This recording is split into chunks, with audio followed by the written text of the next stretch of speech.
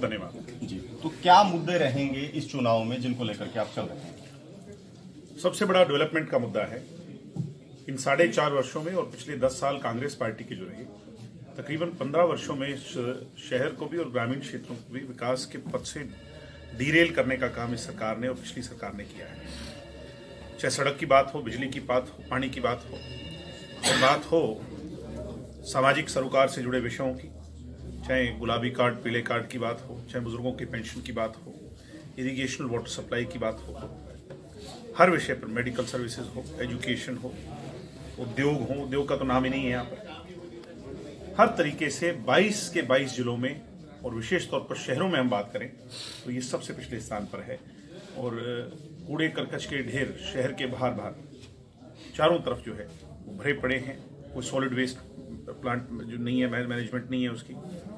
मैं ये समझता हूँ कि बहुत कुछ किया जाना बाकी है। यहाँ पर सड़कों में गड्ढे नहीं, गड्ढों में कुछ सड़कें हैं। मेरे परिवारजनों से, यहाँ के समस्त लोगों से, कि अगर आप बीजेपी के आदमी को चुनेंगे या कांग्रेस के आदमी को चुनेंगे तो वो आपके बीच ज़्यादा से ज़्यादा 20-25 साल रहेंगे। मैं चाहता हूँ कि उनकी आयु लंबी हो, मगर वो पॉलिटिकल तौर पर 20-25 साल रहेंगे।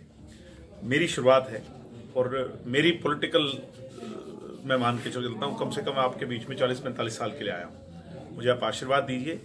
और लोग एक परसेप्शन बना के चलते हैं पॉलिटिशियन की कि 5 साल बाद आएगा। मैं 5 साल बाद नहीं, मेरा रिपोर्ट कार्ड तो आप 10 महीने बाद देखने का काम करें।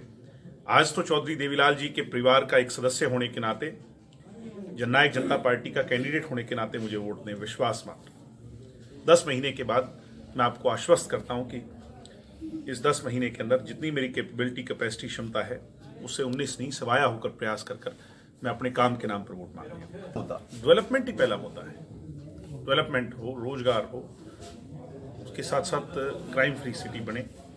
आज केमिकल ड्रग्स बहुत सारी आ गई हैं पंजाब से, सिल्क रूट बन गया जी, उससे नशा मुक्ति हो। यहाँ पर सड़कों का अच्छा जाल बिछाया जाए और अच्छी पुलिसिंग हो, अच्छा हेल्थ सेक्टर में काम हो, एजुकेशन में काम हो। बहुत कुछ किया जाना बाकी है। इस शहर को रोल मॉडल बनाया जा सकता है क्योंकि सेंटर है हरियाणा का।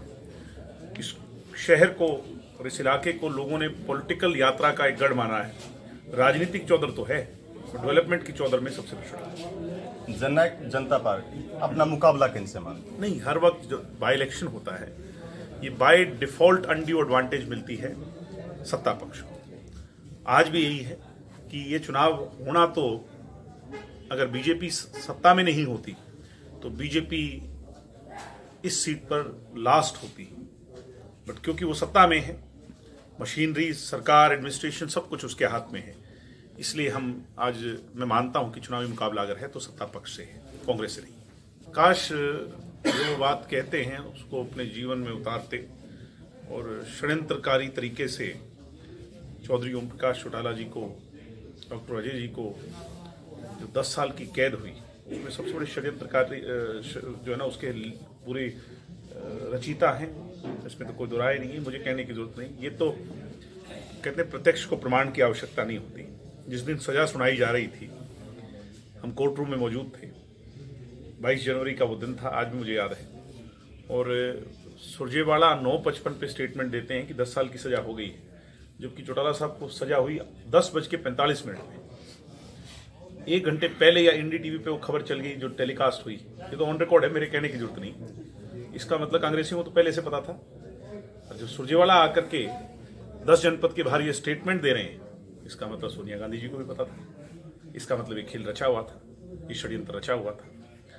बेगुनाह 80 वर्ष के आदमी को 10 साल की कैद कराना, इससे बड़ा राजनीतिक द्वेष कौन पाल सकता है? मैंने कहा कि राजनीति के अंदर बुरी नीति से, गलत नीति से काम नहीं होना चाहिए। मगर मैंडेट तो हो सकता है ना जनता का। कोई अगर गलत हुआ है उसके खिलाफ मैंडेट तो हो सकता है ना।